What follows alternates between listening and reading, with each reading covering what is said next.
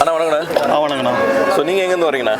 ராசிபுரத்துலேருந்து வரேன். ராசிபுரம். ஸோ இந்த சந்தையில் பார்த்தீங்கன்னா நீங்கள் நிறைய பேர் அவங்க தேவைக்கு ஏற்ற மாதிரி மாடு வாங்கியிருந்தாங்க. ஆமாங்கண்ணா. ஸோ நீங்கள் என்ன தேவைக்காக வாங்கிருக்கீங்க? எத்தனை மாடு வரைக்கும் எடுத்துருக்கீங்கண்ணா? ஒரு மாடு தான் எடுத்துருக்குண்ணா. ஒரே மாடு? ஆமாங்கண்ணா. எதனால ஒன்று?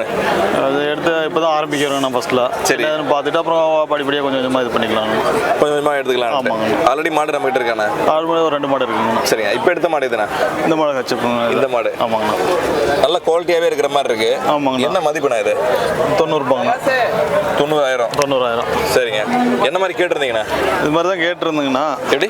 இந்த மாதிரி தான் கேட்டிருந்தேன் கச்சப்பில். இது மாதிரி தான் ஒரு 20 லிட்டருக்கு மேலே தான் கேட்டிருந்தேன். 20 லிட்டரு? 25 சொன்னாங்க. 20 வரணும்னு சொல்லி சொன்னார்.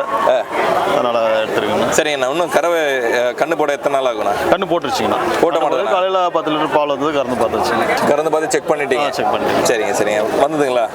வந்ததுங்கண்ணா. வந்தது. சரி, என்ன கண்ணு போட்டிருக்கண்ணா? கிடேரி கண்ணுங்கண்ணா. கிடரி கண்ணு. சரிங்க. கிடரி வளர்ந்தாலே அது ஒரு லாபம். ஆமாங்கண்ணா. பால் விட்டு அதை சீக்கிரம் குயிக்க ஒரு வருஷம். 90,000ன்றப்போ சரியான ரேட்டு தான்.